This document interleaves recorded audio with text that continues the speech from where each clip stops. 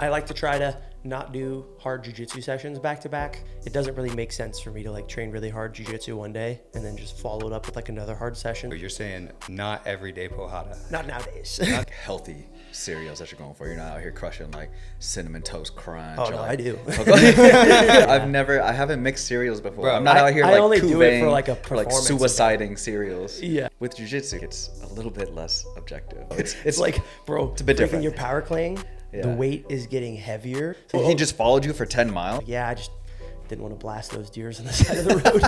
I love my bed. Oh, it's the best, dude. So I much. know. The info because it would make us look bad, but It was so bad. If you're comfortable with share it, you got to share this. Yeah. So, William and... How's Do you want to clap? like that's probably good? You think? Yeah, that's great. Okay. I just know that if you get really close, it kind of like picks up your. Oh, God. So I don't want to do that to you. I didn't realize that was in his ears because it was kind of gross for me. But It was all up in my shit. it It was a lot. Okay, all right. Let's get one clap one at a time. welcome back to Game Plan the Podcast. I'm your host, Davis Cole, and joined as always by our producer, Juice. How you doing today? Hi. For his second time back on the show, we've got William Tackett. What's up, everybody? Thanks for having me on, guys. Dude, what's going on today? Just finished training. We did like a 9:30 session today. Was a little beat up from yesterday. We trained pretty hard yesterday. Had a bunch of guys there, and I don't know. I got some like weird collarbone thing going on. I know you struggle with the same issue, and I've had this like my whole life, just because this is like just like my problem, shoulder and collarbone area, and I think it's from like sweep singles in the gi back in the day, maybe when I was younger, like holding onto a collar and then like trying to single leg and leaving your arm up really high. Yeah. And then when you get sprawled on, you just like do whatever to your shoulder here. I don't know what that was, but like I would get like massive pain in the back of my shoulder when I was younger, which you shouldn't have when you're younger, I'd assume. And then I like dislocated it one time competing against John Combs. And yeah, I was like overhead pressing a lot during that time. So now I don't overhead press. And I don't know. I just was like training on Friday night and my chest was really sore from my last lift day. And I think maybe just tight. And then after training, I just noticed my collarbone like clicking a lot right there at the joint and a lot of pain kind of on the other joint. So it was just like both joints kind of. And took it a little light on Sunday, but it was still a tough session. And today I was like, okay, I'm just going to keep it light. So I like to try to not do hard jiu-jitsu sessions back to back. I don't know how you're on with your journey with this whole thing, but for me as a competitor, it doesn't really make sense for me to like train really hard jiu-jitsu one day and then just follow it up with like another hard session the following day. Like I can push my conditioning or whatever in a different way that doesn't put me at risk of injury, you know? So you're saying not everyday pohada. Yeah, not nowadays. Not anymore? Used to be, but now it's Yeah. put me in a position where it's not everyday Bojada now.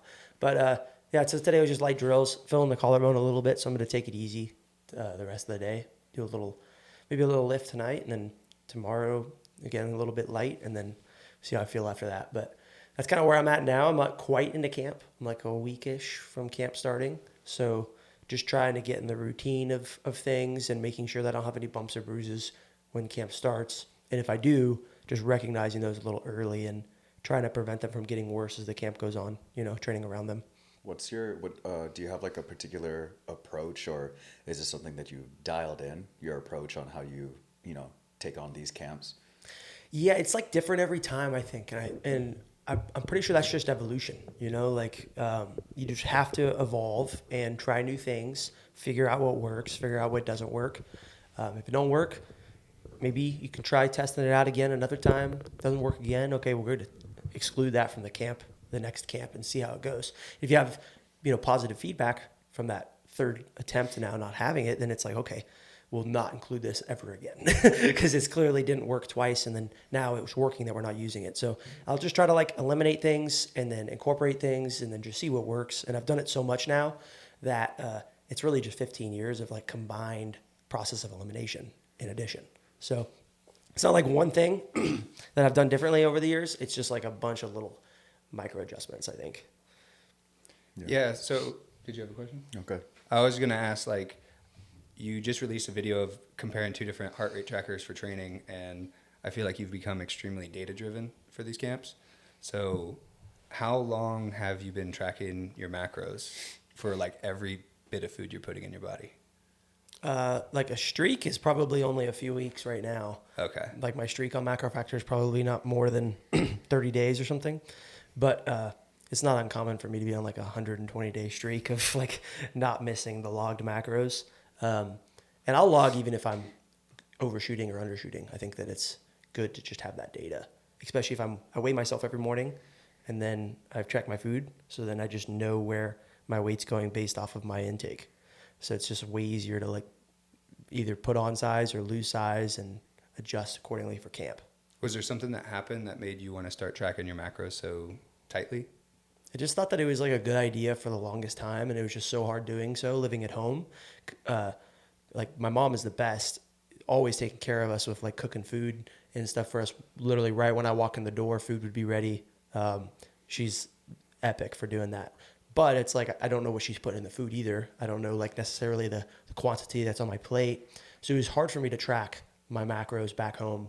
I did my best I could, but like you're not going to get an accurate assessment if you're not the one cooking the meal, or the person cooking the meal has like your set macros and knows how to track them, you know? So that was something that it was just difficult to do so back home. So if I did track, it was like a few weeks out, you know, trying to weight cut.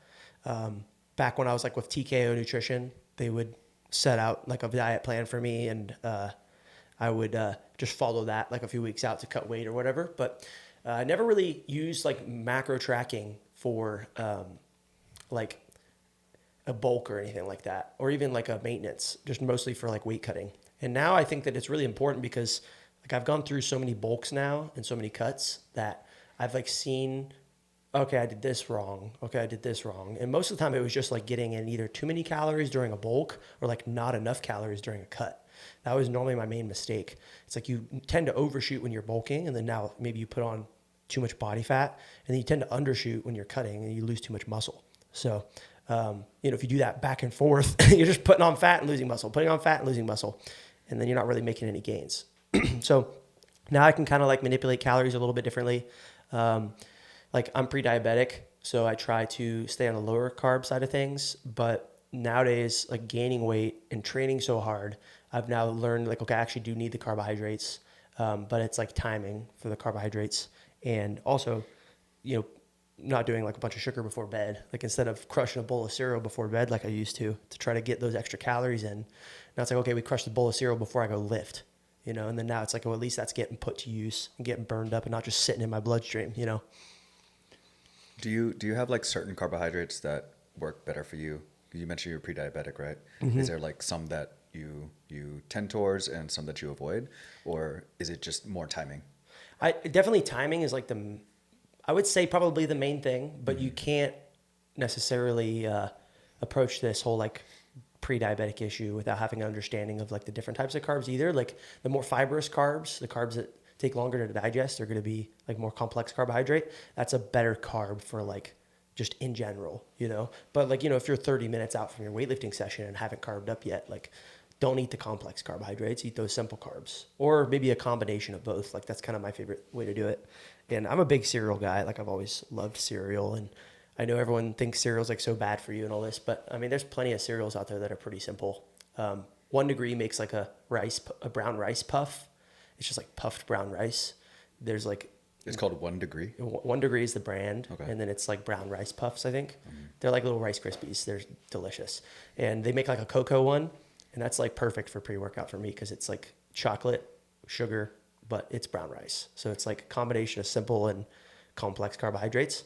So that's great for right before training. You know, you get the simple spike initially, and then that complex carb kind of carries you through the workout. And if you're really worried about it, then you can always sip on some extra carbs during the training, which I'll do sometimes if I'm maybe low on protein or something, or just low on calories in general during like a bulk.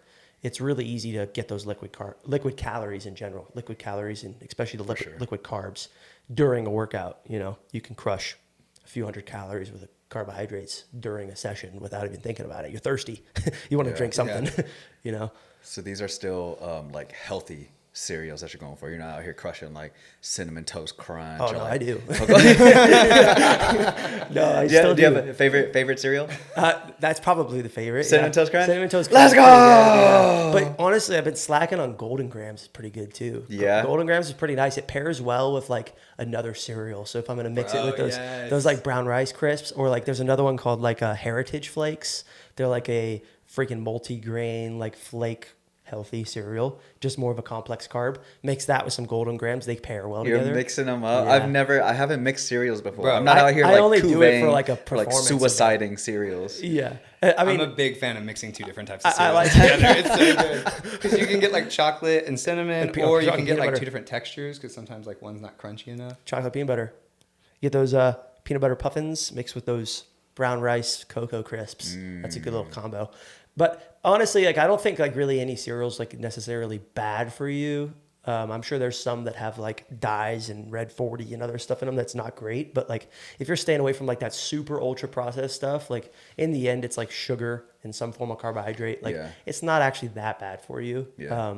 In the grand scheme of things, like obviously there's healthier choices, but like I think most people spend all their mental energy for dieting on like trying to worry about like the little small things that don't make like that big of a difference in the grand scheme of things. And really it's like the basics that work, you know? And if you have the option to pick like a healthier cereal that has like less additives and stuff in it, then that's going to probably be better for you. But also like everyone loves Cinnamon Toast Crunch. So I think it's fine to have Cinnamon Toast Crunch every once in a while, especially if you're like staying within your macros. You're not like freaking eating it before bed, you know, and you're getting maybe all that sugar in like right before workout. Yeah, every so often, and if it's like if it does something for you, like you enjoy it, and it like it completes you, so it's totally worth it. It's totally worth it. I think so. Right? Yeah, I think like mental or like your energy is really important too. You know, like not like your physical energy, but like you know making you happy, like your mental energy and all this other stuff. So like food, something that makes you happy, I think is awesome. Like goes into like jiu-jitsu training. I know we've talked about this. But like certain forms of training may be beneficial, but are not fun at all. So like if you're not going to enjoy doing them, you're not going to make as much progress. There's maybe another form of training that could be equally or close to equally as beneficial, but way more enjoyable. Which one's more sustainable? You know, I think the one that you can do more often because you enjoy doing it. It's kind of like with the whole cereal thing. You know, every once in a while, it's fine to have something that like really you look forward to and you enjoy. You know, maybe Saturday leg day, end of the week, something you look forward to. Your weekend you splurge anyways, but you're still lifting. You're still taking things seriously. Maybe you're still even tracking your calories a little bit. You have your Cinnamon Toast Crunch before a leg day. Like that's a blast, you know? People ask me about programs, like lifting programs, like kind of often.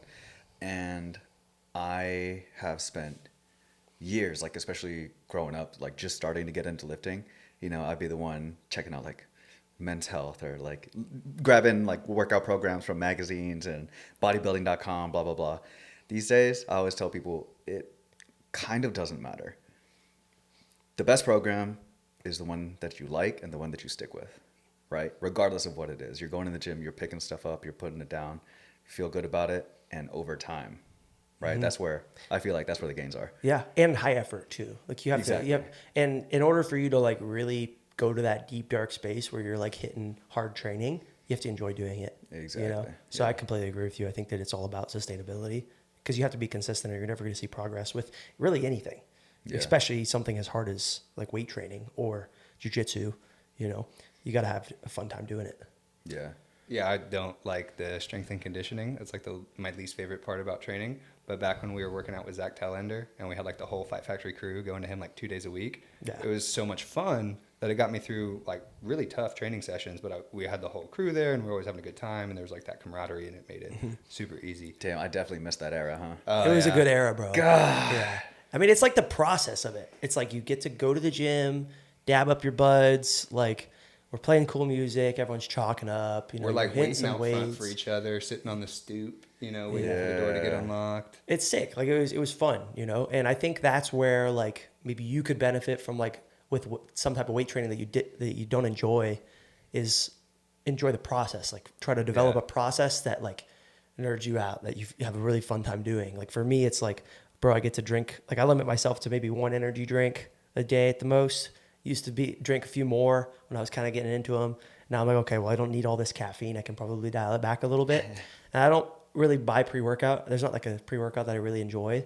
They taste weird and they make me feel sometimes a little weird too.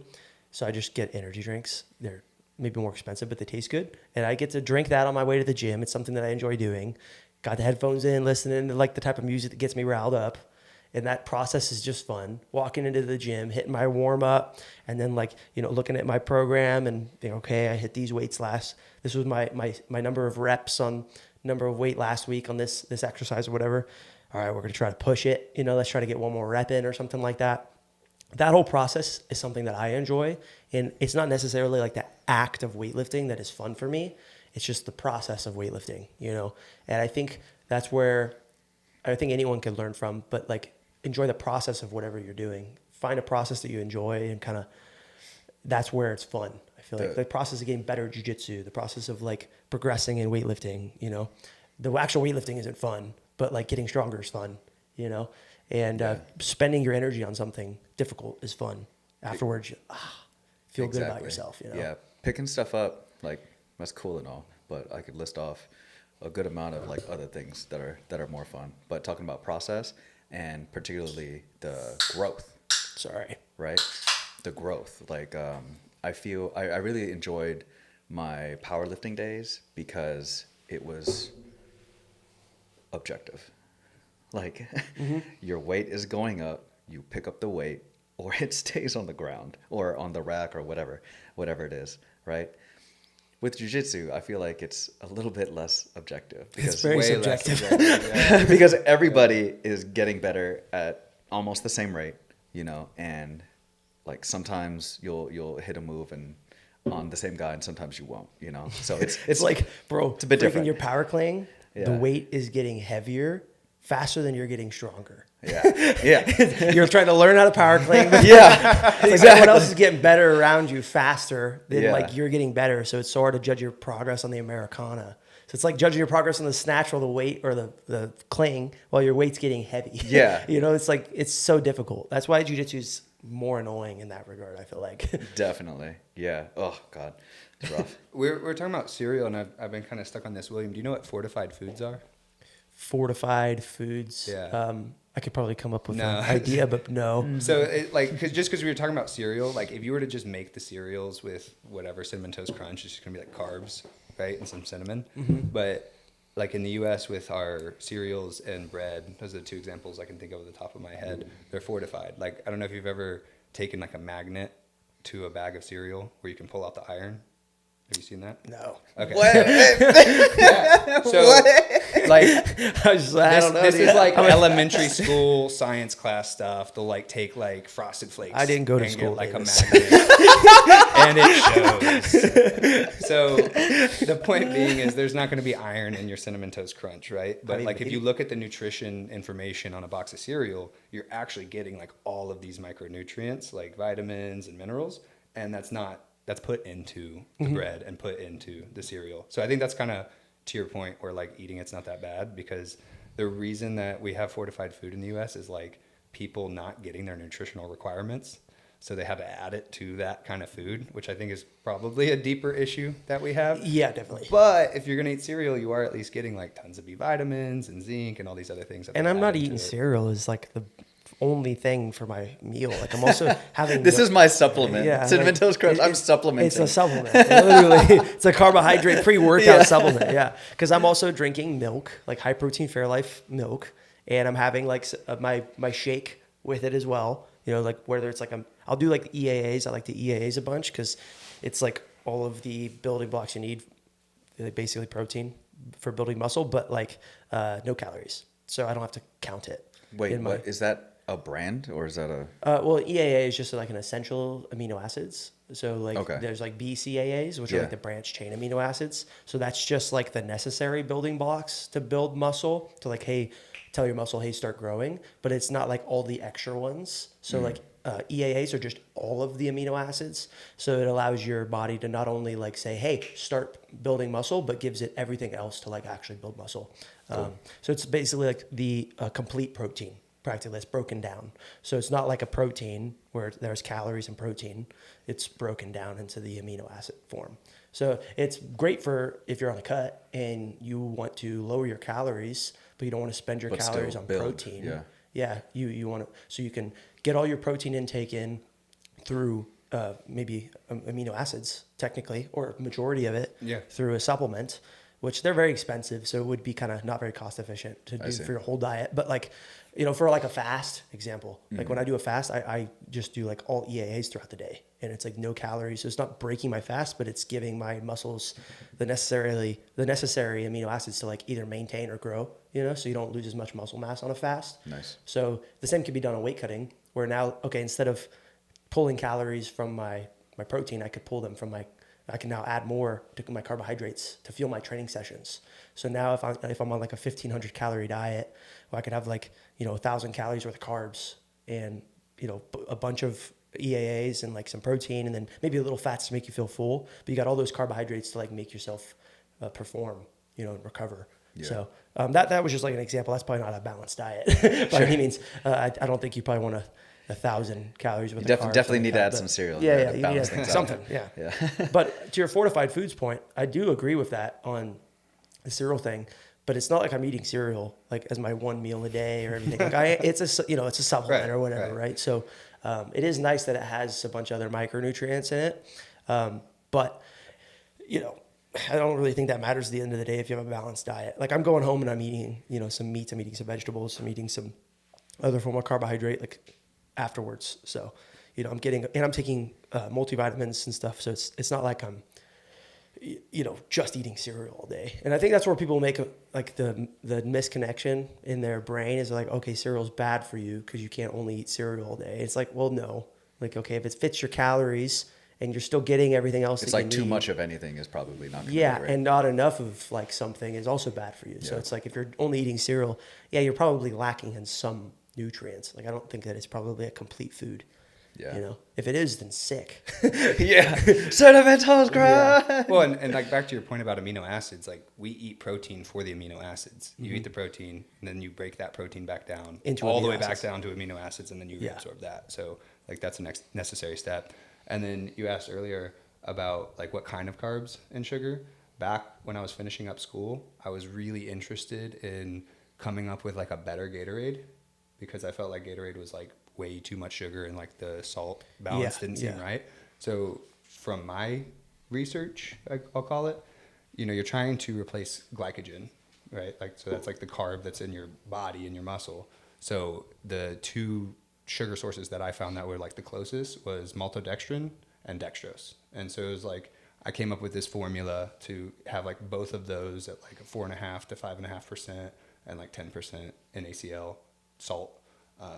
And the idea was like using that specifically to replenish glycogen during training, and that like your small intestine can take in some of those sugars that are very structurally similar to glycogen. And then that way it's like you add the salt, so that way when it can actually get into the cell. So you use the salt water, get into the cell, and then it's bringing in the maltodextrin and dextrose. And then that's like chemically extremely similar to your glycogen. So the idea is that it can help your body continue to refuel the glycogen stores while exercising. And my thought process was like, I had been training Muay Thai at the time, and we were doing like 2-3 hour sessions a day, and we were just training and drinking water throughout it, and you just like steadily crash the whole time. And so I was trying to find like a way that I could drink something in between rounds basically that could keep my energy up a little bit. I never ended up making it because there's so many electrolyte supplements. Well, how are you going to compete, right? Yeah. Like, I mean, freaking the Body Armor lights are delicious, and they're very similar to that. They don't have as much carbohydrates, but like great electrolyte, a little bit of carb, you know. And to your point, like the maltodextrin with like the electrolytes, that's great for post-training too. If you don't have like a diabetic issue, you know, it's probably awesome. Replenish glycogen like that, replenish electrolytes like that, and you're good. Now you don't have to, and maybe if you include some EAAs in that, now all of a sudden, like you don't have to worry about that anabolic window, which is like way greater than what people think it actually is. But either way, you don't have to worry about it. You can take your time, moseying on way home, showering, chilling. Because I don't like to eat right when I walk in the door. Like I like to have like my shower. I need to clean. Wind down and clean off. And then I want to cook. I need to clean. You know? Yeah. I want to cook and enjoy my cooking Yeah. routine and make my food all how I want to, and then sit on the couch, put on the show, and then eat or whatever. So that's a good way to go about it too. Having like a shake like that. You were doing like an electrolyte thing for the guys at the gym for a while. I was about to say, you're talking about like all the maltodextrin and dextrose and all that. You said you never actually put it together? No. Do y'all remember our Jitsu juice phase? I remember it. Yeah. Jitsu juice. We had stickers. I don't know. I think Dylan made stickers, but it was literally a bunch of guys in my garage, and Dylan was like, we had like one of those fold out tables, and he was mixing in the maltodextrin. He had just like plain like salt, potassium, maybe like magnesium, calcium, something, all this shit, and it wasn't flavored, right? So it kind of tastes like ass. But you mix it with something. But I mixed it. We're a big Crystal Light. Heck house. yeah! Yeah, let's go. Crystal Light's delicious. We're a big Crystal Light house, and so What's I mixed flavor? it straight up lemon. That's good too. Lemonade. Yeah. What do you? Grape's my flavor. I like the grape one a lot. The grape. I've never even Crystal had. Light is fire. Yeah, I've never the even had Yeah, grape. that one's good too. Yeah. Yeah. No, I like it. Especially for like electrolyte, it's very refreshing. You're talking about lemon lime. It's like standard. Yeah, it is. Right? It is good. It always hits. Yeah. Never disappoints. Yeah. So I would mix some of that, mix it with some Crystal Light, put it in a bottle, shake it up, and it was great. But y'all know my single ab cramps, right? Yeah. Y'all know my single ab cramps. I have an issue whenever I'm training for any amount of time, and like I just get a cramp in just one ab. Anyways, I didn't need. I looked at all the ingredients, right? And you're talking about the idea is to like restore glycogen, blah blah blah, right? I didn't think I personally needed to like re-up my glycogen stores. Training like an hour and a half at a time, right? It's a long session, honestly. But it's not like, okay, think of like for me, like now where I'm at in my journey, like But- my journey, I would consider that a tough session. But think about your sessions versus or compared to Jitsu Juice era is a class time. Yeah. So We you're only warm going up. live for 25, 20 Yeah. minutes. You know, and I didn't think I needed that for that amount of like effort. But what I did need was, because I'm still moving, I'm still sweating, right? Doing all that. What I did need was some electrolytes. So I took essentially the same formula, took out the carbs. Yeah. You know, because I didn't want them, I didn't need them. I just wanted little electrolytes, right? So that's what I'm currently doing. Like to this day, I bought like the same shit: magnesium, calcium, potassium, something. I was like measuring a bit. Now it's kind of eyeball, and it works out pretty good. I did learn that if I add too much of Magnesium, something, diarrhea. That magnesium relaxes the smooth muscles. It is not good. It's a good like man, I ate something and like I need to go to the bathroom, but I can't go to the bathroom type thing. Yeah. Magnesium before bed, you'll wake up and you'll have like you'll be fine. You'll be fine. Yeah. We learned that in the old weight cut days. Yep. Yeah. Magnesium citrate will do the same thing. Yeah, You for can sure. Go find that at your local drugstore. Yeah. Yeah, that's a problem with the eyeballing it. I can hook you up with some ATH supplements if you want some Bro, I'll take it. Yeah. Yeah. Like, their lights are it's just so easy. Like you don't have to weigh out anything. Yeah. You friggin' pop open or crack it open, dump it in your shaker, shake it up and drink it. And they're not that flavorful either. So like you can just mix them with whatever. Like I mix them with my EAAs. I can mix it with, honestly, something that I've been doing because we just keep those freaking Body Armor lights stocked at the house. Dump one of those in a shaker cup, dump an ATH in there, and then put like a scoop of aminos and fill the rest up with water and ice.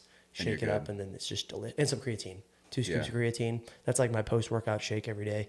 It's delicious. I'm just thinking of Juice in the garage with the boys, and they all have like safety goggles on with like white lab coats, and then like their jujitsu belt tied around the lab coat. Just a bunch of jujitsu guys bro sciencing down. We could do a Breaking Bad. We could do it in the van. Dude, so we got to talk about the van. Yeah, I was about to say. One of you talked about skin a second ago. And break down the van, but you needed to hear this. We were talking about this with John as well. What are you He's talking had the about van skin? for like 2 days, and guess what's sitting in the center console of the van? Orange cap, baby. Orange cap. Yeah, let's go! Bro, I literally have gotten no skin issues for the longest time. Like, I probably think... What do you think that's from? Before my... I didn't get one all last camp. It was yesterday, I think. We did some training, and I didn't shower till like later in the day because I, for some reason, was just... Well, not for some reason. I got back at 4:30 a.m. from Colorado getting this freaking van, which we'll talk about here in a second. But I slept till 11, got like 5 hours of sleep, something like that. Woke up and was like, all right, I got to get to my jiu-jitsu session. So, which is probably not the smartest thing, but I'm not in camp right now, so I'm not as worried about it. I just did the session because it's like I get to go train with the boys. It's something I enjoy doing. I don't have to go hard today. Yeah. Just want to go hang out. So we went and trained, and I just didn't bring any clothes because I was running out the door. I didn't bring any I wore my Nogi gear out, and then I had to wear it home. And it was just gross. like, yeah, so I just didn't shower for a while. And I like showered up pretty good when I got home, like scrubbed down with my armbar soap, which normally does the trick. But I woke up today with like a cluster of pimples, if you know what I mean. You know, when ringworm starts getting that like it looks like a bunch of little bumps. It was just like I just felt like I had a pimple right here underneath my arm. And then I'm like, oh, that kind of itches. And I looked at it and I'm like, oh, it looks like it's the starting of ringworm. But this just happened yesterday. So like I threw some Lotrimin on it right away, made sure that was in the van. Keep that on there. It'll be gone tomorrow, hopefully. I'm going to go to bed with a Band-Aid on it with some Lotrimin. Should be good. So tell me about this van, dude. Yeah. Pretty funny spare of the moment decision, but I've been wanting to upgrade the like overlanding setup for a while because we got 2 dogs now. So it's me, Jazz, and 2 dogs in the basically single cab Ranger. It's an extended cab, but like, I mean, there's 2 doors, 2 seats. So it's like, you know, we got a Doberman Pinscher, and then we got this other mixed little pup. But either way, it's 2 dogs and that small little rig. And if anyone remembers, when I did that big road trip last year, I was gone for 3 months. Jazz and I and the dog, we only had the Doberman at the time, but us 3 lived in that Ranger for 3 months, you know? So it's definitely doable, but it's packed. It's definitely tight now with the extra dog. And honestly, we just want to be more comfortable being able to like travel around and do seminars. So I was like, okay, I want to upgrade the setup. And I'm just such a huge fan of the diesel. Like I've never had a diesel, and I've done so much watching YouTube and just checking it out. I just feel like it'd be so nice to have a diesel.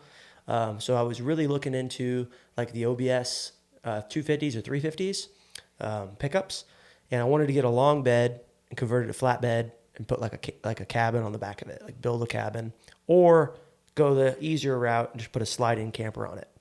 The whole thing is I want to be able to go a little off-roading, take it some places, and I don't want like a really heavy rig, but I want something that's big enough to comfortable to live out of. So I was like, okay, well, these trucks are pretty heavy, and then a sliding camper is pretty top heavy. So it's like, man, it's expensive, dude. Those sliding campers are like $15,000 for a used one. That's like what I'm thinking that I want, you know? And that's not even counting the truck. The truck costs at least that, you know? I'm definitely going to get used. You know me. You know us Tacketts. Yeah.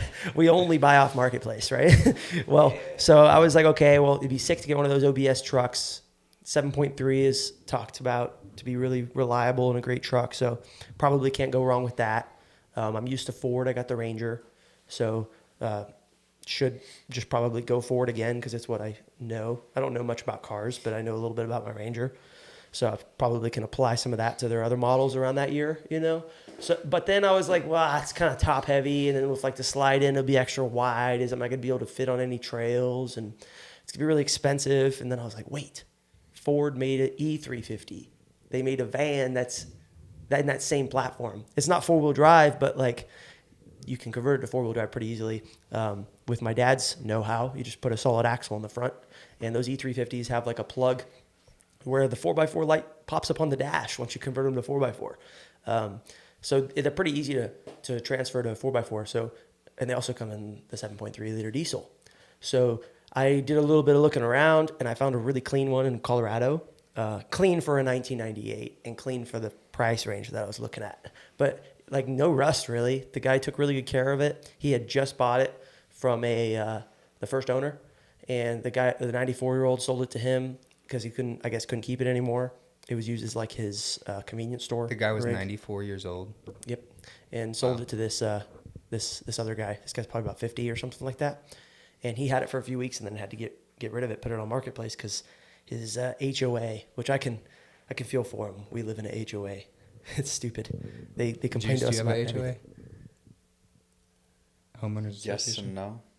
So you're in a good spot then. Yeah. Us, we have like it's not like a really strict HOA, and we just had like a big family that moved in next to us, and it's like they were running like a detailing something out of their driveway where like all these cars are coming up. So like I think they're gonna take a little bit of attention away from us now, especially now that I got the big van. They'll keep the Karens from the HOA busy for you. Hopefully, but they've been strict. So I feel for the guy, but they told him he had to get rid of it. He had too many cars, or they said something about since it had no windows on the side, since it's like a cargo van, it's not the passenger van, that they didn't want it in the neighborhood.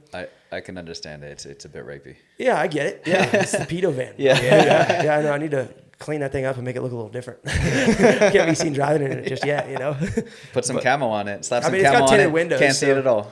Yeah, you can't see it at all. No, the tinted windows makes it worse. Yeah. It makes it look more creepy. Well, you don't see me though. At least you don't see me driving. Exactly. Yeah, There you go. But so I was like, okay, I don't really need to be getting it right now. I'm about to go into camp, but then I'm kind of like, it was a really clean build, clean deal, good little starting blank slate for me to do the build off of, build the whole interior out, and solid axle swap it. It's good frame, had low miles, and a good service history. So I was just like, okay, I'm just gonna pull the trigger and get it. That way I'm not looking for it and don't find it later, because they're actually kind of hard to find, and those trucks are worth a lot of money whenever they're on the marketplace. Like if you try to buy one from like Car Gurus or something online, like it's like freaking $30,000 for one of those. So for me, finding one on marketplace, that was what I wanted. I just pulled the trigger and got it. So Caleb and I flew to Colorado on Saturday and drove the van back like at 2 p.m. and got back at like 4:35 a.m. So that's why I was so tired. Dang. Showing up for the ATH session and forgot all my clothes and then got ringworm. But yeah, and when we drove it all the way back, we got pulled over on the way home in some I always get pulled over coming home from that direction. I always get pulled over. I'd never get pulled over here in town, but driving through those small country towns late at night, they just want any excuse to pull you over. I wasn't speeding. I was riding in the left-hand lane because there's a ton of deer on the side of the road. Oh. It's pitch dark. There's no street lights. And I'm in a small town and no one else is on the road. Why can't I just ride in the left lane to stay a little safer? It was super foggy that night too. And the cop actually pulled out in front of me, and I had to kind of hit my brakes, and then he got over. So then I kind of passed him, and then he caught up to speed. So then he just was riding right behind me in the other lane for a while, 10 miles maybe. Oh, and I'm like, well, I'm not going to get over and get in front of him because then it's now he's just right behind me, I'll let him pass me since he wants to go faster. But then he didn't want to go faster. So he just kind of stayed next to me. And I'm not getting over, bro. And he also didn't turn on his lights. He did once he pulled me over, yeah. But he just followed you for 10 miles and not Yeah, we were on a back road. I guess he was going somewhere. I don't know. Yeah. Maybe to the next town. Okay. But either way, he's just following me right next to me, which I understand. I'm in a white van. You're in the 4 a.m. free candy in the van. middle of nowhere, just riding in the fast lane, Which, again, I didn't have a reason to get over. There was no one behind me. If he would have got behind me, then I maybe would have got over or something, but I don't know. So he pulled me over and he was like, hey, you're not supposed to be, this is left lanes for passing only, right? And I was like, yeah, I just didn't want to blast those deers on the side of the road. My new van, Dude, have you seen this sweet new van I'm driving? That's what I said. I was like, he said insurance. I was like, well, we just bought it today. I'm driving it back. And he was like, oh, and I said, he's got the 7.3 in it. And he was like, I was wondering because it's super loud. Bro, I pulled into P. Terry's the other day and rolled down my window and was trying to talk to the lady. I had to turn the truck off just to hear just to order my food. Because that diesel just clack. Yeah. But yeah, so we got the van. We're going to use that as a 4x4 rig now, eventually. And that's what I'll be doing the seminar tours in now. So I'm really excited about it. It's Wait, better for so cold weather and all that. The cop ended up pulling you over for just driving in the left lane? Yeah. Did he give you a warning? Yeah, he just like took my license, ran it, came back, and was like, "Oh, it's all just a right. warning. Just pay attention to the signage on the road, please. Have a good night." And I was like, "Okay, Yeah, all right. I guess I'll risk my life now." I guess I'll just Blasting blast these these deers. So you were just like the 183, like coming from Colorado? Yeah. Do you remember where you were at? Some small town. It was 4 a.m. I was delirious. Oh. Yeah. Wait, does this 183 go to Colorado? Just, not to Colorado, but like it goes like all the way up to the top of Texas, I guess. I don't know. Yeah, we hopped on it like at the corner of Texas. Yeah. Like right up at the top of that little like square top of Texas. Yeah. We hopped on it there and then just 183 down. And it's like stoplights 183. It's weird. Gross. Like it's not like highway 183, Yeah. you know? Yeah. But it's still 75 mile an hour speed limit. That's kind of Nice. nice. Yeah. But there's no street lights. You're going 75 and there's a ton of deer out there. Blasted deer. Hundreds of deer. Like I'm Yeah. so stoked to get out to and go hunt some whitetail in that van. Driving on that, I was like, this is gonna be sick. Like ton of deer that had racks too. And I'm like, we're approaching rut, you know. So I'm kind of like, I've lived in Texas my whole life. When the deer's go into rut, they just walk out into the road and they don't care. You know, they just follow their Juice, scent. do you know what the rut is? Yeah. Okay, good. Yeah, so like I'm a little paranoid about that, you know. Like the lights are okay on the van; they're pretty bright, but like it was foggy and like really foggy to where I had to slow down to like 45 mile an hour on the 75 at one point in time because it was so foggy, and just peppered with deer on both sides of the road. So I was thinking being more in the middle of the road. Yeah. You know, if you come up on one on the side, because I've had this happen to me where I almost nailed one, and my brother-in-law, this happened to him back when we lived in Georgetown. You pull up on a deer and they're on the side of the road, and right whenever you're about to go up them, they freaking freak out and just run out in front of the car, you know? So being in the middle lane, I think, is a little safer, but. Oh, dude, and with the rut starting, I'm starting to see signs even just like in the neighborhood we're in, there's tons of deer here, and they just act completely different. So, Yeah. like, It's sick. I can't wait, dude. It's going to be awesome. I saw so many pronghorn coming back from Colorado. I don't know if they're in rut too. I don't know if they go into rut either. I don't know much about pronghorn. Probably similar. But there's definitely maybe a correlation this time of year. They were just everywhere, like big pronghorn. Like 2 or 3 big bucks were just like sitting on the side of the road, like big old stout pronghorn. That's definitely something I want to look up now. Yeah, I'm interested to see if like the other kind of similar species go through. Jamie. Like their. Yeah. I'm ill-equipped. Yeah, I wonder if they go through like the rut in the same time. Yeah, I mean, we got to hunt some pronghorn. When I get out to Vegas, I think that I'll have state tags so I can hunt pronghorn. So you should come out and we'll go kill pronghorn. Are you planning on finishing your van before you move to Vegas? Not finishing it. Okay. That was another reason why to get it is because it's like freaking $6,000 to get a U-Haul truck from here to Vegas, but trailer's not that much, so I can get the van, tow the trailer, you know. So that was another reason why I was like, okay, I could pull the trigger now, justify the expense a little bit, or me just really excited about the van and wanted to justify it, one or the other. But it could be both. Yeah, it could be both. Yeah. I'm gonna probably have like the interior. It's tough to say because I want to put that fiberglass topper on it to give me the extra 2 foot to 3 foot of height so that I can stand up in it. And I want to do that before I fully build out the interior. Yeah. But that is kind of a project in itself. You got to cut the roof off. For sure. You got to get the freaking big old fiberglass thing shipped to you, which is probably going to be like $1,000 crate. So it's going to be pricey for me to get one of those toppers too. So I don't know if I'll get it done before Vegas. I think I'm just going to kind of leave it how it is, just build it out just enough to where it's comfortable to kind of like camp in, maybe take on a road trip and do the seminar stuff and stuff like that in it. You just have like a bed, maybe like a little counter space. I could get that toolbox husky for the inside. Yeah. Thinking about putting like a husky toolbox on the inside for the countertop, and just leaving it there. And it's already kind of a little built out on the inside, insulated and stuff. So I could just kind of leave it as is for now. And then build out everything once I get the topper on. Because I don't want to like have to redo stuff or like Jimmy fit stuff. I want this thing to be nice. Yeah. Like these vans, when you 4x4 swap them, with the mileage that I have on now, fully fixed up, clean exterior, everything, like really nice. It's not uncommon to see them for $100,000 for sale online. So like I'm looking at this thing also as a little bit of an investment too. Like I want to fix it up to where I could potentially resell it if I ever want to and actually get money out of it. So I want to do it right. So get the topper on there and then fully build out the interior. I don't want to like build out the interior, then have to cut it all out, put the roof thing on it, and then now have to like freaking do another 2 3 feet. do another 2 feet where it doesn't line up. And I want to just do it all right. So we'll see. I'm going to take my time with it. Yeah, we just had John Broughton on, and we talked His is about sick. his land yacht. So maybe you need to like check in with him and just kind of see some van life things, because I know that he had like stayed in his for quite a while and was traveling around. So the same kind of thing you're doing. He's a Sprinter, right? Yeah, I think so. Yeah, that's super sick. They're already tall stock, so you can stand up in them without having to cut the roof off. His is really cool. I like the idea of it. I never thought that I would go like van, but then like, I don't know, I guess just the type of trips that I do and the needs that I have, it just kind of fit perfectly. And they're way cheaper than going for like the truck slide-in style. Yeah, I didn't realize that you had made another trip to Colorado this weekend. So over the last couple of weeks, you've gone on like four major road trips. Yeah, it's been crazy. So what was the first one? I guess you took Caleb to New Mexico? Yeah, so I took Caleb to New Mexico with my buddy Stu and Jazz and his girl. We all went out with the pets.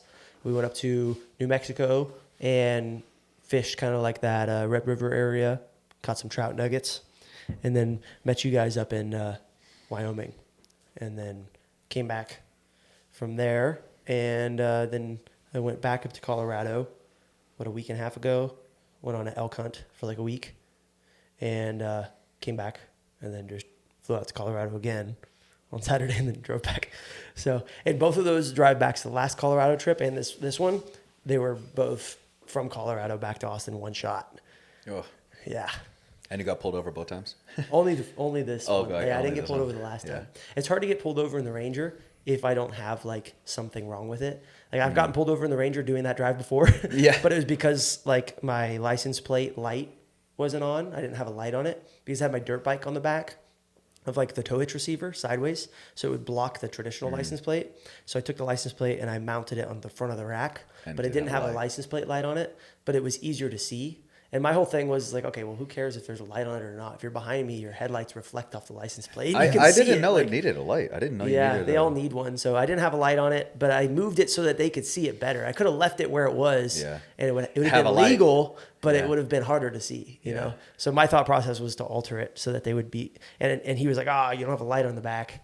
And I was like, oh yeah, I just moved it for y'all so you could see it better. Because there's a dirt bike back there. I did this for you. Yeah. So again, I got a warning. The cops in those areas are actually pretty nice. They're just looking for an excuse to pull people over that they don't recognize, I think, because it's a small town, you know? Well, a lot of people at least now it's nice because they recognize you. So yeah, now they know me. Yeah, they know me. It'll be but cool. they don't recognize that I'm in like different vehicles each time. Well, that's your fault. I thought you were in a ring. Wait, you're in a van. What? Man, so first time elk hunting? Yeah, that was tough. That was fun. We, I don't want to share some of the info because it'll make us look bad, but we should have got an elk. We definitely should have got one. There was one like 20 yards from us. We weren't ready, and it ran off right when we got to the firearm. But it was a fun experience, way harder than I thought it would be. We did the whole like non-guided, non-side-by-side, non-horse, public land hike-in elk hunt, and it was tough. There's no trail. Trails don't exist out there, even though they have them on X. I've never hunted before. We have to go. Typically, Yeah, we're going to change that soon. Hopefully. I'm looking forward to it. You have to come with us. So you said everything. Yeah. I'm just based off the context, I guess typically you go in like with a guide, Well, it just depends. Stuff I think. or something? Yeah, or? a lot of people with elk hunts, because they're so difficult, will like side by side in. That way they don't have to walk much and get to a spot, set up, and then shoot. Or like they take their horses in. That way they can pack out easier. You know, you don't have to carry the elk out. And the horses, you can get pretty far without having to, hike. Probably you don't even have to hike, I would assume. The horses are pretty capable, especially like a mule, can carry a lot of weight. But we don't have access to that. Side-by-sides are expensive, and so are horses. And then you can go with a guide, but then that's costly too. You got to pay, I don't know how much money, but I mean, it's not uncommon for you to go hunt on a piece of land with a guide for like 20, 30K, so like, I'm not going to spend that. Yeah. I'm just going to, tag along with my buddy that got a tag and then just like try to help him carry it out if we get something.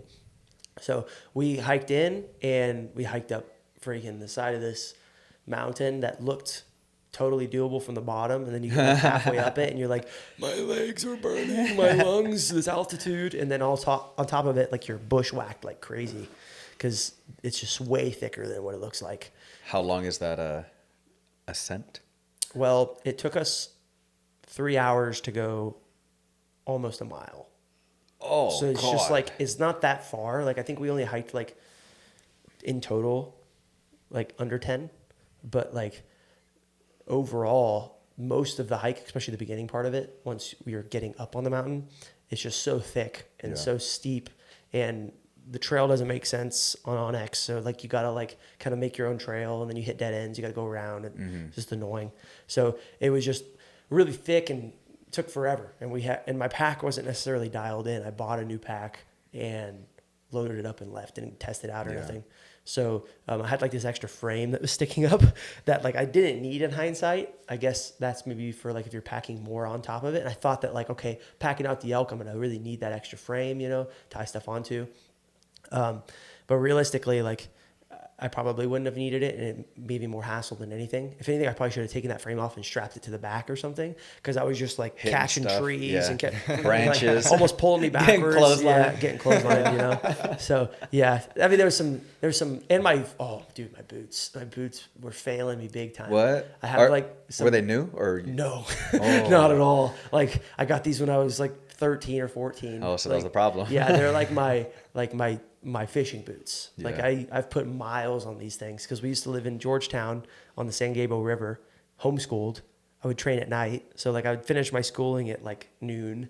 So I have like 6 hours to go fish before training or something. So I would just go like jet over and fish the San Gabriel for a few hours. And we would do that every day. So I needed boots, and I asked them for Christmas one year, and they're good boots. Like they're like, I mean, it's not like a very expensive brand. I think they're Redhead boots. Oh, nice. But like they're quality Redheads. They're good Redhead boots. They were like a few $100 back in the day or something. Waterproof, lace up, really nice. And they're warm. Like they always make my feet sweat. So they're perfect for the Colorado conditions because it was snowing, and they're waterproof. And the tips of the soles were starting to barely peel off. Just barely. And I was like, that's just the glue feeling. That's fine. I'm going to take them on the elk trip. Halfway up the mountain, they're flopping. I'm like tripping because they're getting folded under my feet, right? Oh, it was bad. And I was like, I don't have duct tape. I'm like, how am I going to fix these? Like, I'm only halfway up. I still have to hike and hunt for the next few days and then make it down with these soles that are falling off. And I'm having a hard time getting up and this mountain potentially with trekking carry poles. an animal. Yeah, I'm on like freaking trekking poles in the mud, and it's muddy. So like I'm taking a step and like slipping almost each step anyways. So I'm like, with no soles, if I rip these off, like I'm not making it down this thing safely, So I unlaced the boots and I like wrapped the laces like around the sole of the tip and then relaced them, because for some reason the laces are really long. I think they're meant to like wrap around your ankle a few times and then tie. But I did that, and I put a little temporary fix on them. And other than like all the leaves and twigs getting stuck in between the sole and the thing, they worked fine. So yeah, my setup wasn't necessarily dialed. It was my first elk hunt, but it was a blast. It was super fun. Sick. And I can't wait to go again, but it's going to be much more planned next time. And I'll be planning to kind of like expend that much energy, if you know what I mean. Yeah. Like we packed only 2 days worth of food to this one spot because it had the trail that was like visible on X. It was like 3 miles to get to where we thought would be a good spot to set up. So we're like, okay, that's a 6 mile hike. It's not bad, there and back. Let's just hike in tonight, camp, hunt all day tomorrow, and then we can head back either tomorrow night or head back the following morning. That's totally doable, right? We got up there halfway up and we're like, oh my God, we should have brought enough food to stay up here for like the rest of the tag, because like, dude, it doesn't make sense to go back down this the next day or whatever. So we didn't bring enough food. So we ended up getting up there and hunting as long as we could, and then had to head back because we ran out of food. But in hindsight, I could have brought like a suppressed 22, and I could have shot one of those grouse. We could have had some grouse. That'd have been sick. There was so many grouse up there. That'd have been fun. That's dope. I want to get a backpack suppressed 22 set up, like one of those collapsible 1022s maybe with a threaded barrel. Just put like a simple suppressor on the end of it. I think that'd be perfect for those scenarios when you're, hiking in really far, limited food. If you have like a collapsible rod, maybe you could fish a little bit for some food, kill like a grouse or something. Maybe help you. I I'm not an outdoorsy dude, right? We'll get you there. I love me some air conditioning and all that, right? But I'm a big fan of these like survival shows. Yeah. Oh yes. Right, like Alone. Oh, Alone's sick. It's so dope. How long do y'all think each of y'all would last on something like that? Well, on the Alone show, I don't think I could last very long because I don't have like my tools that I'm used to using. Mm-hmm. If you give me a rifle and a fishing rod and a tent, bro, I could stay in Alaska like until I die, probably. It's because there's so many resources, you know. Yeah. Like if you have a good rod, like you're never gonna go hungry. You're gonna fish so much. Obviously, you'd maybe run out of lures, but and if you have a rifle, like you can hunt, you know. Mm-hmm. So I think that it would be way easier than it looks on Alone. But they're just given like the crappiest tools possible, you know. Mm-hmm. You got like a long bow. I can't even shoot a compound bow. Like I'm not gonna be able to get nothing with a long bow. I see those guys killing like squirrels with them. I'm like, how on earth do you hit a squirrel with a longbow? That's crazy. And then like they don't get rods. I guess they set up like gill nets and stuff, which would be pretty helpful. If I did one of those shows, I think I would probably bring like because how many items is it? Is it 5 items? I don't know. Or is It's it 8 not items? much. I know that. Yeah. I think I'd definitely bring like a knife and probably like a multi-tool knife, like a really expensive multi-tool knife, just so you can craft stuff a little bit better, I think. Axe is essential. Gill net or maybe paracord, because paracord can is multitask. You can like rip out the inside little strands and make a gill net out of, and then you still have the exterior to like make a shelter or something. And you can use that for fishing string as well. But that'd probably be a decent setup. I don't know. I don't think I could last very long. I mean, I could last a few weeks because I could go a few weeks with little food, you know. But Not me, bro. well, I've gone 5 days without food on a fast. Like that's my longest fast. Oh, I remember that. So Yeah. like I could at least do that, you know. And I'm gonna get more than what I got on my fast. Like, Yeah. I'm gonna kill a squirrel, maybe. I'm gonna catch a fish every once in a while. So like I could probably go at least 10 days, I would assume. But I don't know. I think it'd be tough. My favorite survival show, I don't know if you've seen it. It's a little bit more old school. I know you have, but Survivor Man. That's with Les Stroud. Yeah. Yeah, it was Yeah, kind of it's like the he's the original best. one, and it's so good. Yeah, it's like the Man vs. Wild, the one of Bear Grylls. That's the knockoff version. Yeah. That's the ultra knockoff version. Oh of man, Survivor I gotta Man. revisit that. And I so remember Survivor those. Man They were is great. the man. Les Stroud is the man. Yeah. He's awesome, dude. He's like the old school outdoor boys, but like more hardcore. And he did it all solo. Recorded So solo. all of those That's scenes so annoying. that you see of him walking away on a hillside. He walks back. He doubles that back, gets the tripod, and then makes the actual journey.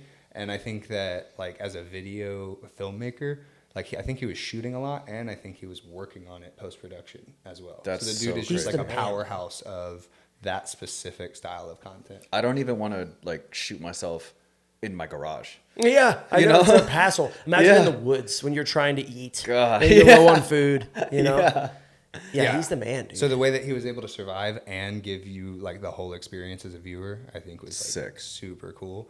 I think to answer your question, I grossly overestimate my own abilities in like an outdoor world.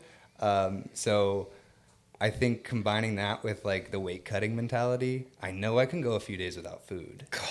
But I think I'm going to crash and be completely unproductive after like the first day and a half, right?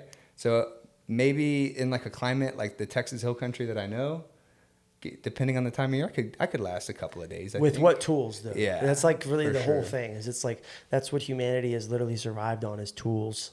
You know, you have to have the tools necessary to survive. You know, if you don't have the right clothing or you know the right thing to get you food, like you're not going to eat. You're gonna go Bro, hungry. I can't make a fire. I mean, same. I don't know how to make a fire. Bro, it'd be really tough for me to make a fire with no tools. Yeah. I don't know if I'd spend a lot of time on it. In Texas, I could definitely make one. It would take me a lot of time because Yeah. everything's so dry out here. Yeah. But like in Colorado where we elk hunted, there's no way I could have made a fire. No way. You know It's what? too wet. I don't think I probably wouldn't last 24 hours. You would die faster than if you were just like at home fasting. Yeah, probably. It's very likely. But so I don't know how to do a lot of things, right? But I have capacity to learn. Yeah, you could totally Yeah. pick up on it. A lot of it's not that difficult, really. It's just the process that we were talking But about earlier. if I was out in the remote wilderness, wherever, right? and I had limited amount of tools, right? I don't know, whatever standard set if you're given something, but nothing else but an internet connection and a phone, and I can look up YouTube. You crush it. Yeah, I would probably be pretty nice. How to catch fish with a string and nail. And nail. Like, I can figure this out. I would probably be like really nice. You think Can't fuck with me. You could survive through just like how-to videos? Yeah. Nice. I think so. Yeah, I mean, I survive through how-to videos right now. That's basically my life exists with YouTube, exactly. YouTube how-to videos. I want to get like a diploma from YouTube or something. Yeah, right. Yeah, all my knowledge is just a channel from Google. Like I don't know it. I'm just a vessel. Yeah, like Reddit, YouTube, all that. Like access to information nowadays is so nice. Yeah. And honestly, that's like where it is with that van too. Is like I don't know anything about diesel engines. I don't know anything about the 7.3 other than it's widely respected or like enjoyed by the owners. So like, okay, well, I can figure something out. If a lot of people buy it, I can look up enough YouTube videos to figure it out. If something goes wrong or whatever. Yeah. YouTube's the best. All that online content's the best. Yeah, having a big community around something that is like super for it. So you know there's the resources for it. You know what I mean? Is awesome. We should plan a trip to Davy Crockett. You'd take Juico. Yeah, for sure. That'd be super fun. I mean, we can get a trip to the ranch too, but Davy Crockett's a little bit bigger and maybe a little bit more of that camping feel. Yeah. You know? So maybe I can get the van all rigged up with AC and we can go stay in the van. You know, with what you're talking about is like survivalists or like survival. I don't know about survival. I've been camping. Like when my family used to go camping when I was a kid, like it's pretty much glamping. I mean, we would have, like my mom would make a full kitchen setup outside. Yeah. You know? Yeah, that's how like we did when we were in New Mexico last. Like we had my parents and the in-laws as well, like everyone all together. And like we full on had like a gazebo and like big tables set up and like full on outdoor kitchen, you know? Yeah. It's not like how I'm used to camping. I camp very minimalistic normally. Like I've lived in the Ranger for 3 months. It's just a rooftop and like a propane grill, you know? But I like the actual camping a little bit better than the glamping personally. Yeah. There's a time and a place for both for sure. But going out and more just like enjoying the nature and having like less things to distract you from the nature, I think is more fun. Yeah. I like to go out there just to kind of like, forget about everything else. Yeah. I mean, I've been looking forward to elk hunting my whole life, and it's definitely like a little bit of survival with that. I mean, with what he's talking about, you guys could have fallen, you guys could have gotten hurt, and you'd immediately be in like a survival situation. If I would have like broke my ankle or if Stu would have like broke his ankle, like I couldn't have got him out of there, dude. There's no way I could have carried him out of there. Like I could have maybe ran into another hunter that could have helped me, but like I would have had to go down by myself, tell him that he's up there. You know, I could have dropped a pin where he's at and stuff. He would have been fine. Yeah. But like no internet connection and there's no way to get him out of there. It's too thick. And honestly, that was the most like close to like full on survival that I've ever been in for like style of camping, because we slept on the ground one night. The first night we went up, we were like, it took us 2-3 hours to get up there, get to that flat spot, pitch the tent, be living. Well, 3 hours in, it's dark and we're only halfway. You know, we got the headlamps on and getting up there. We get up finally to the spot. It's like past midnight and there was a hunter already set up there. We're like, crap. And it's not even that big of a spot. It looks like a very big spot on X. So we have to go back down a little bit and we find like the flattest spot, which is not flat, not flat at all. And we just literally pitched the tent, and the tent is just the tarp with the trekking pole. So it's not like a tent where there's like flooring and all that you'd be used to. It's an ultra lightweight tent, you know? So, and there's rocks and twigs and everything. I'm not going to put my camping mat on that because I didn't want to pop it. I just got it. I'm like, I'm going to wait till we get to flat ground to use it. And it's light, so even if we don't use it, I'm not worried about it. So I just slept on the floor with my sleeping bag. And I was like sleeping on a rock and sleeping on twigs. And it was such a steep incline that like you'd wake up and you'd be out of the tent. You just slid out of the tent. The down sleeping bags are really slippery and it's kind of wet. So like, and the tent doesn't go all the way to the floor. It's just like a tarp that kind of goes like 6 inches from the floor. So you just slide out. And I woke up in the middle of the night and I was like, oh, Stu must have either went up to go take a piss or maybe he went to look for some milk or something. Because it was like starting to get light. And I was like, oh no, he's just out of the tent. Like he just rolled out of the tent. Like that's how steep it was. So it definitely felt more like a survivalist like situation than it did like a camping experience, which I thought that was kind of a blast, but definitely not like something you would do as your first time camping. We'll take you on a more fun trip before we do something like that. Yeah.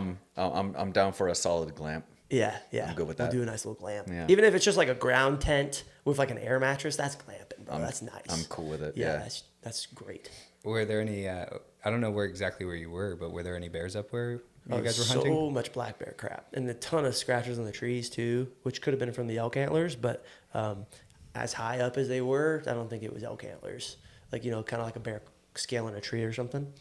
But a ton of black bear crap, which I don't even know what bear scat necessarily looks like, but it's like that's not elk scat, that's not moose scat, that's maybe mountain lion scat, probably black bear. Yeah. You know, yeah, I don't know, because the elk is like more like little pebbles, kind of like deer but bigger. Yeah. And it kind of, you know, if they eat the wrong thing, maybe it gets a little bit more like a cow patty type thing, but it doesn't like go logs, if you know what I mean. Like logs would be like a bear or something. Yeah, too much detail, but I feel like bear looks a lot like raccoon. Yeah, probably. Just bigger.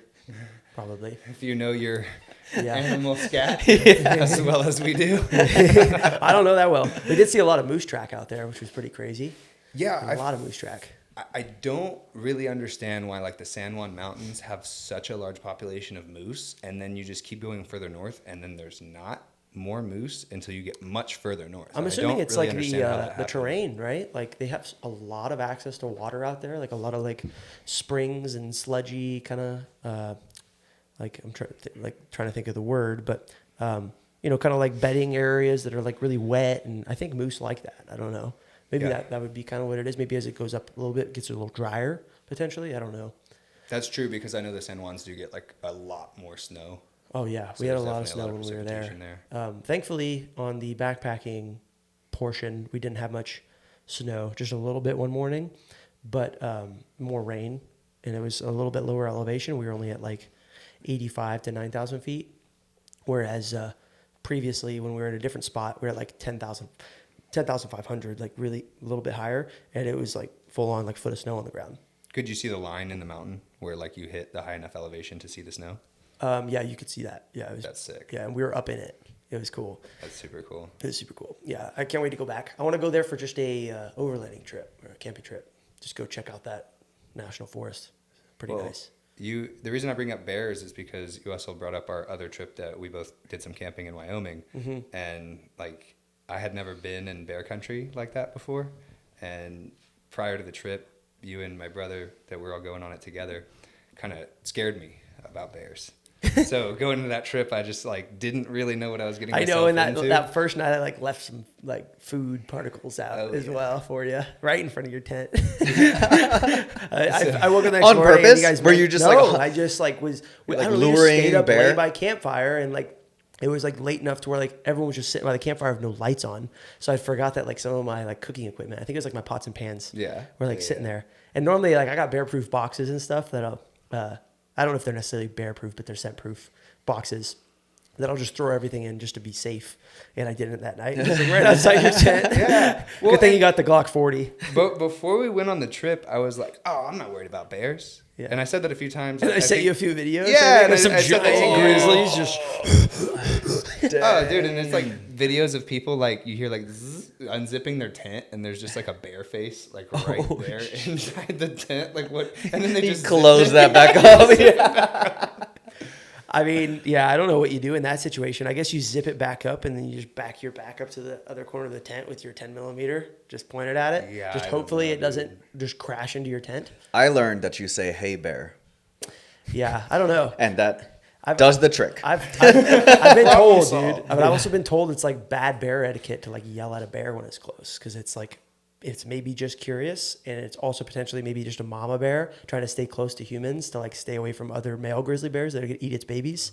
And it's just like passing through, so like freaking it out is gonna like maybe cause it to attack. So you. maybe not like a "Hey bear," but like a "Hey bear." Hey bear. I don't know. I've seen that like hey bear thing work and like bears run off, but I've also heard it's maybe not the right thing to do. I think if When they're in mauling distance. yeah, or just any distance even. Like I think it's probably a good idea to like make your like against maybe a black bear, make yourself look big. If it starts coming closer, maybe be a little bit more aggressive Just do a towards little- it. just a little lat spread. Just- Yeah, a little lat spread. yeah. You know, Good to you go. don't want none of this. Yeah. And, That's so funny because I feel like that would actually kind of work. You know what I mean? I think you're supposed to like put your arms up, like make yourself look big, like a starfish kind of. But with a black bear, because black attacks, fight it back. If the brown bear attacks, lay down and or hit the ground. He's got his what? Okay, hold up. Black bear attacks, fight it back because it's okay attacking you as a food source. It's not attacking you maybe because it's like black bears are kind of like the pussies of the bear group. Like they get eaten by grizzly bears. They get attacked by other black bears. They get kind of pushed around. So like if it's attacking you, you can kind of fight it back. Okay, it's not food. Run away type thing. That's what I've been told. Brown bear, don't fight it back unless you got like the necessary equipment to kill it. If you got a handgun, maybe fight it back. But like otherwise, got these run or hit boys the ground. right here. Yeah, I don't know, dude. Those grizzlies are huge, bro. Yeah. We saw like you were saying, in the bear country, we saw grizzly right before we met up with you guys. We saw a brown grizzly, like a cub, big cub. It didn't look like a small cub, like almost like, wait, that's a full-size bear. Wait, no, it's a cub. Oh, that's just a grizzly cub. dang. It's just huge. Right, so it's like the size of a black bear. Or something. It's the size of a black bear, and it's a baby. It's huge. And it was just walking through, clearly scared. We were in our truck, and everyone was like trying to take photos of it and like backing up the freaking trail like crazy. And I was like, guys, just keep driving. It's just a bear.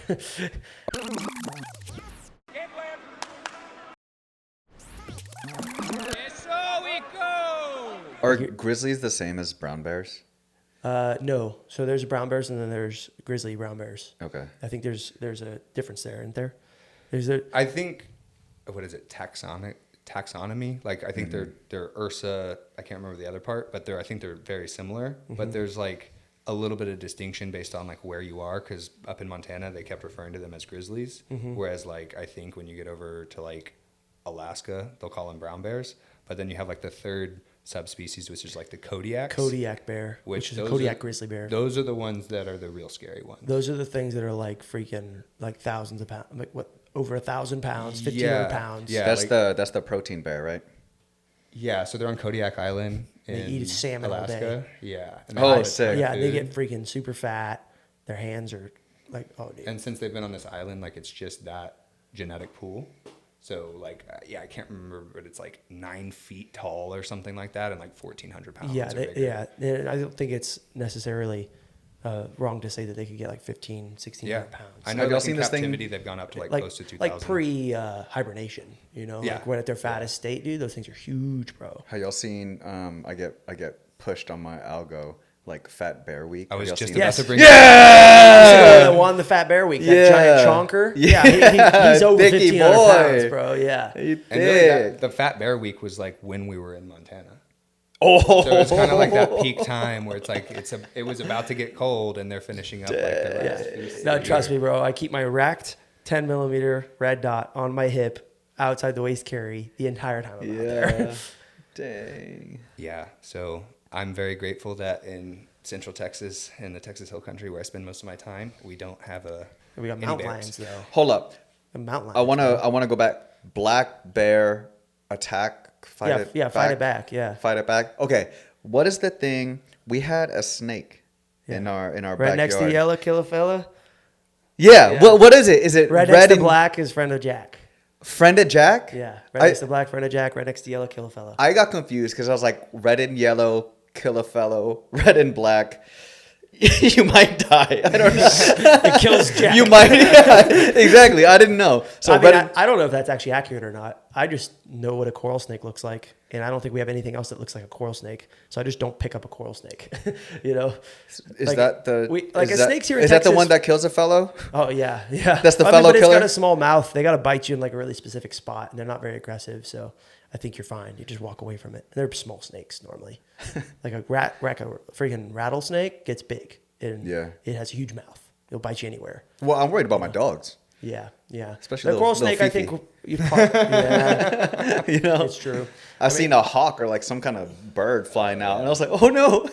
The whole thing would be to identify any snakes that you do find in your backyard. So if you do find a snake in your backyard, take a photo of it or whatever, and then that way, if your dog does ever get bit by a snake, you at least have like a idea history, of maybe when it got bit by. Yeah. And then that would, if it's poisonous, you can show the vet, Yeah. and they know what antivenom to give it.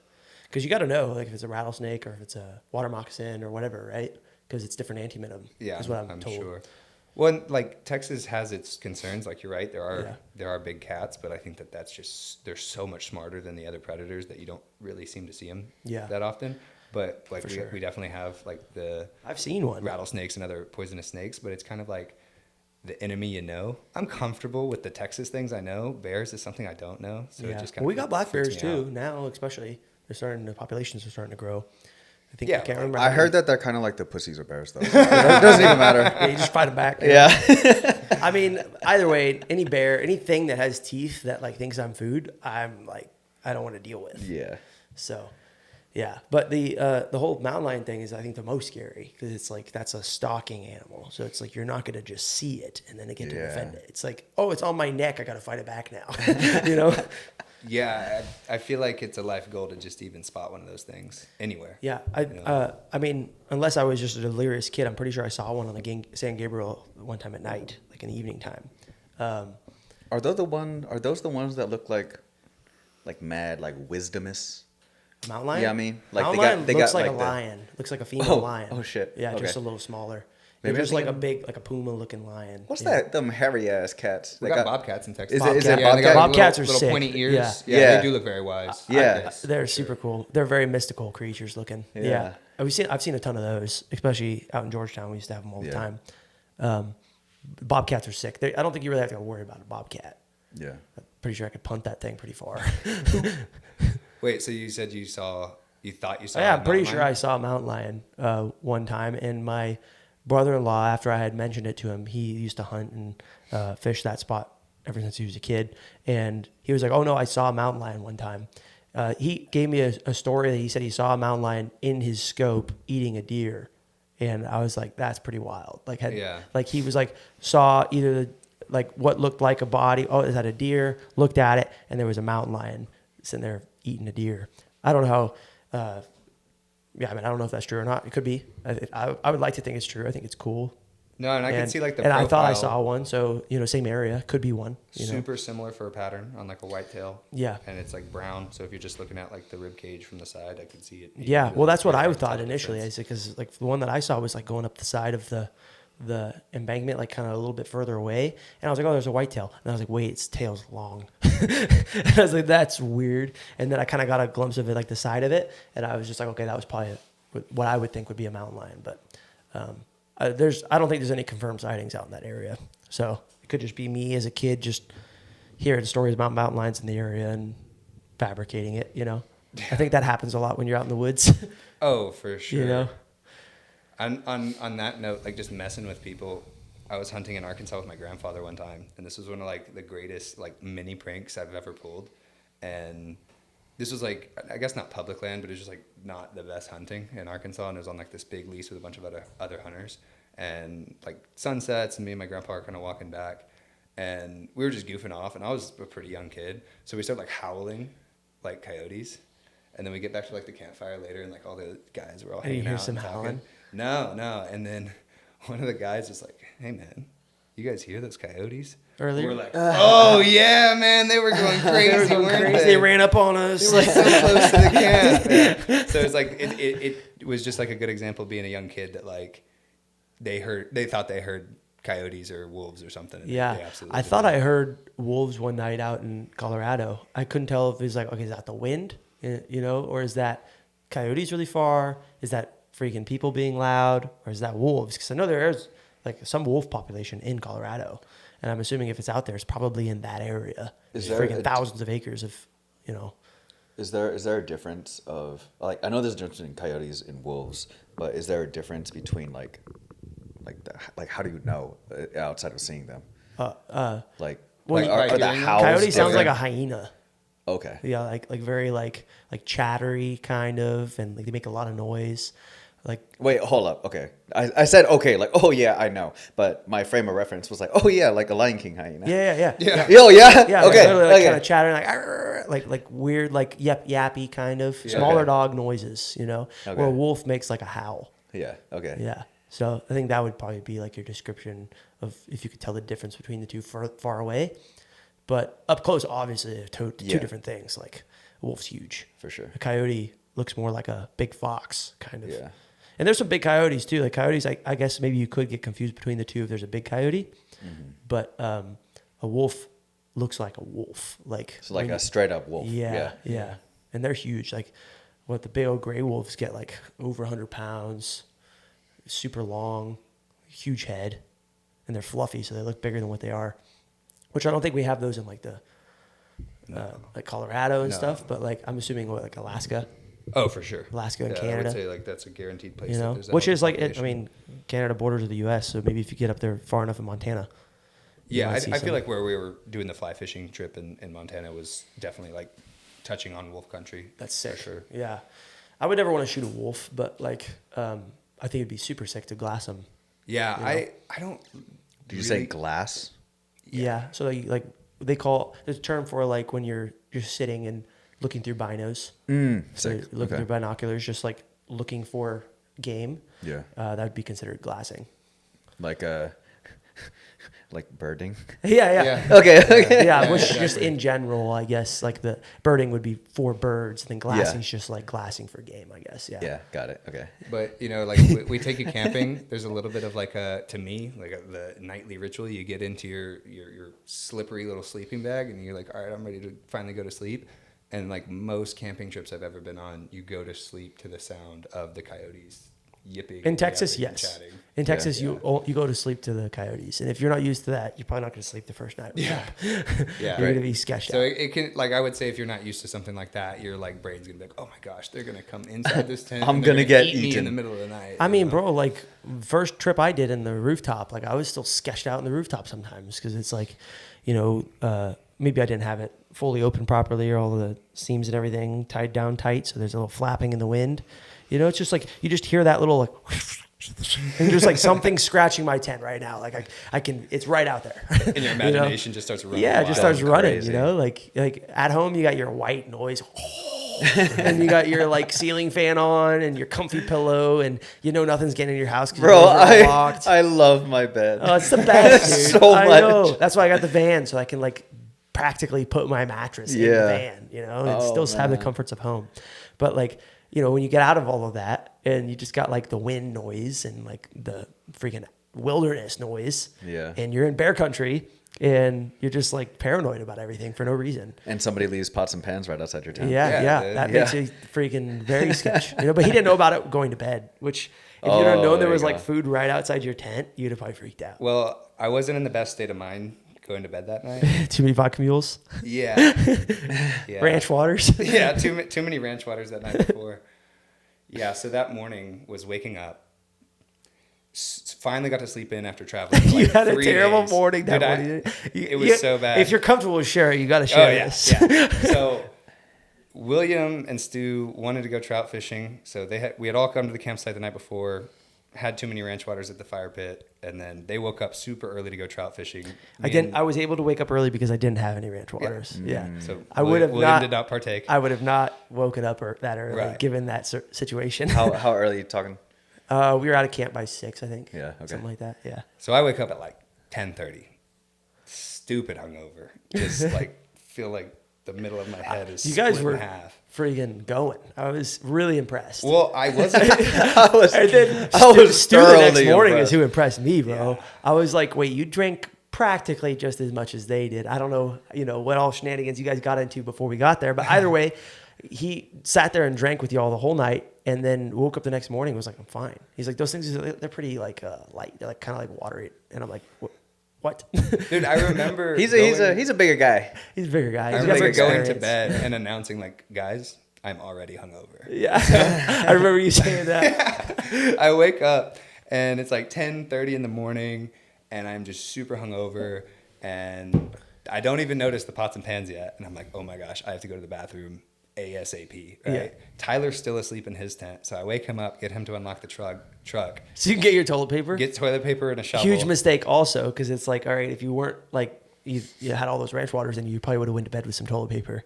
Yeah. In hindsight, exactly. you know? So I just feel terrible. So I go walk a ways down the river and I'm like, all right, this is my perfect bathroom. It's beautiful. Birds are chirping, sun's shining, got this river and mountains behind it. Everything is Oh, nice. Is this a shit yourself story? I love a shit yourself story. So I'm digging the hole for to go to the bathroom. So and excited. while I'm bent over digging the hole,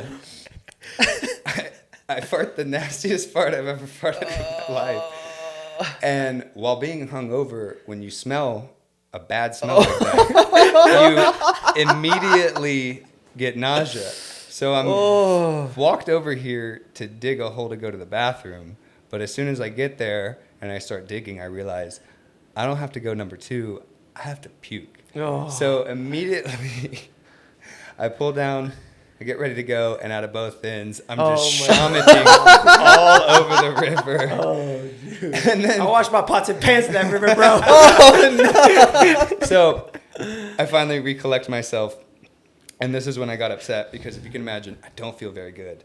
And then I stumble back to camp, and the first thing I see is all these dirty pots and pans that were sitting out. And this was after this was like my second night camping in bear country. So I'm like hungover. You weren't at camp anymore, and I was like, I can't believe this. William put me in so much danger by putting all these pots and pans right And now here. I just vomited. And now I'm hungover and I feel like crap.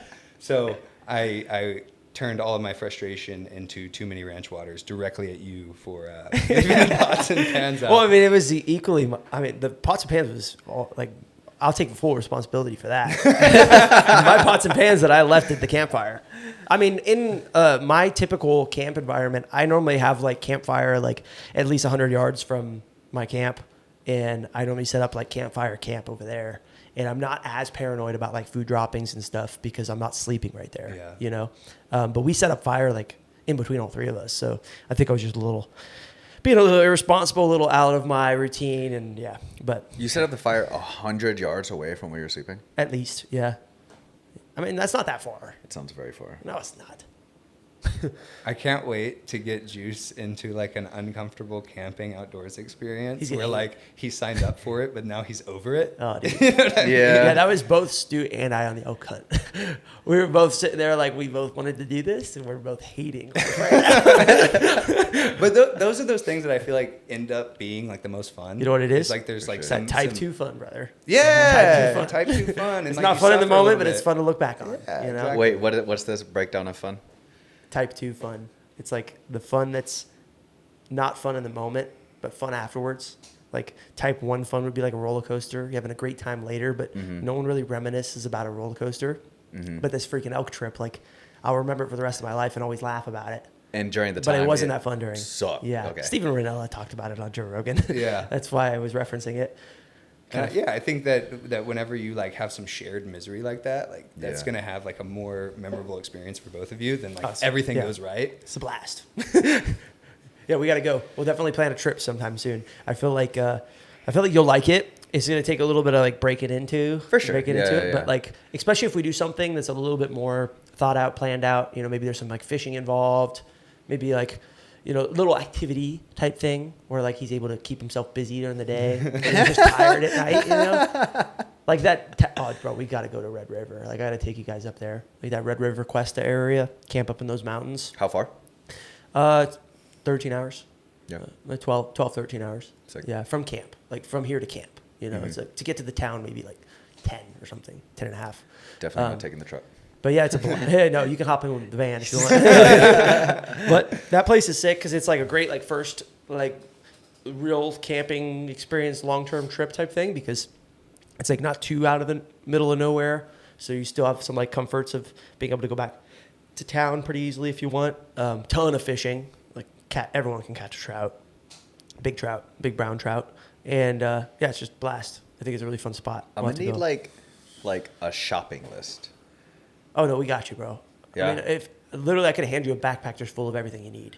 Sick. I have so much gear. Do it. Yeah, I feel Hell like yeah. with your attitude towards like gear and like reviews of gear, that this is not like a can of worms you want to open. Because Yeah, like, no, you- that's You're gonna very spend fair. way too much money. Yeah, on all this stuff, yeah. bro. Please. It's like yeah, I'll every- happily accept a backpack. Yeah. Every free Maybe you penny buy the backpack, possible. I stock it for you. Done. If you want to have your own backpack, I have a spare backpack. It's not a great backpack, but like, you know, Sure. either way, you're covered. So, Yeah. Okay. But we definitely got to plan that. The Peak Meals is something that I was now introduced to on this elk hunt. I want to get sponsored by them. They're What is it? amazing. Just called Peak Meals. Okay. They like collab with Chad Mendez on some meals. So like the Chad Mendez peaches and cobbler or whatever, something or another. What is it? Is it like a meal service or like a meal? No, it's like a dehydrated meal that you just add boiling water to, zip it back up, and it's ready in 10 minutes. Oh, sick. Okay. And it's delicious. And they're like 1,000 calories per pack, so they're actually really high calorie compared to like, what are the other brands I'm forgetting? The ones you can get like an Mountain REI. something Yeah, is one Mountain of- something. Yeah, they're like 500, 600 calories for a bag. These are anywhere from like 800 to 1,200 calories for a bag. So it's just more efficient because you don't have to bring as much food, and they taste delicious. Super easy to make. How does that compare to like a straight up MRE? You know what I mean? Way better. Yeah. Yeah, I mean, it tastes like normal food. Yeah. And it's like super easy to prepare, and it's cheap too. Like they're like around $12 a bag. Mm-hmm. So like that's comparable to like going out and eating, or Yeah. maybe cheaper actually nowadays, you know? Yeah. But that's something that is great. You know, you can throw like 6 of those packs in there. They're light. They weigh like nothing. Yeah. And then you just have your drinking water for like point A to point B. And then you have your bladder with water filter, and then you know where water sources are or whatever. So then it's like, okay, packing super light, can now hike in, and, you know, before dinner, you just run the filter through, you know, at the creek or whatever, when you grab some water, or maybe you have a little extra for the meal, but then now you have unlimited water source because you got the filters. You don't have to pack in all the water, and you got the dehydrated food, so it's lighter. Did you guys pack great. in water when you were elk hunting? We packed in enough to like get us to camp, but we didn't pack it anymore. So we had just like the filters and the bladders. Yeah. That's cool. Yeah, and there were springs everywhere, so we were able to like fill up at Moose Creek and just like fill up the bladder. And you can take the bladder with you, or you can just fill up, refill your bottle, put it in your pot to boil your water, and then dump the rest out. Roll it back up, throw it in your bag, boil the water, pour it in your meal, eat your meal, hit the road again. You know, way better. That's sick. Yeah, I'm gonna only order them on Amazon from now on. I'm definitely not gonna be packing my own food when I'm on backpacking trips anymore. Yeah. Yeah, the one backpacking trip I did, it was just one night, and I just wanted to like test out some new gear I got. And it was December. It was like after Christmas, but it's Texas, so I had kind of planned it to not be so hot, so I didn't bring a ton of water. It turned out to be like an 82-degree day. Oh, you need and so I had much the whole water. pack, so I just like basically was sweating like I would sweat during like a jiu-jitsu class or something the whole time I was hiking. yeah. And it was a big lesson learned on like getting the filter because I ran out of water. And I had to start like portioning it towards the end of like, okay, I don't want to be completely out, so I'm gonna start sipping now, and I really regretted that. I mean, I would have had to boil all my own water if it was just me out there, because my filter was clogged. There's something wrong with it. Like I went to use it and no water would come through it. I couldn't blow it out. I couldn't like suck it out. Nothing. I couldn't get none of the debris out of there. So then I was like, oh, this sucks. So then I just had to use Stu's. Thankfully, he had one as well. So we just doubled up on it. I would just hook mine up, you know, to hook it up to my bladder and then use it, and then. But I would have been screwed just having to scoop and boil water every time I had to drink water. That would have sucked. How does a filter work? Is it like a vessel, sick, or dude. is it like an inline thing that connects to your bladder? So or? have you seen like the camel pack bladders? Yeah. So there's a pouch that looks like that. Scoop, fill it up with water, shut it, and then at the bottom there's like a thread, and it hooks up to a filter about this big, about that big around, really nice and small, no bigger than a roll of quarters. You just screw it on there, and then you just hang it, and by gravity, it just drops the water out through the filter Sick. into your cup or into your bowl, whatever you need. So it's so easy. That's dope. So nice. Yeah, That's dope. It's the best. And then anywhere, no matter what water you get, it cleans it all. It's like those life straws. Yeah. So, I mean, we could probably just drink that water straight up, but there's so much like freaking animal scat around there. Yeah. I don't want to be drinking moose poop.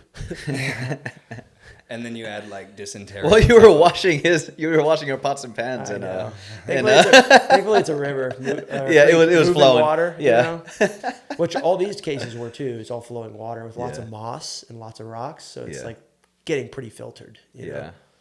It's hilarious. All right, man. Well, Thanks for having me on, guys. thanks for coming on. Do you have any places you want to shout out real quick? Yeah, shout out to my sponsors, Level Black, ATH.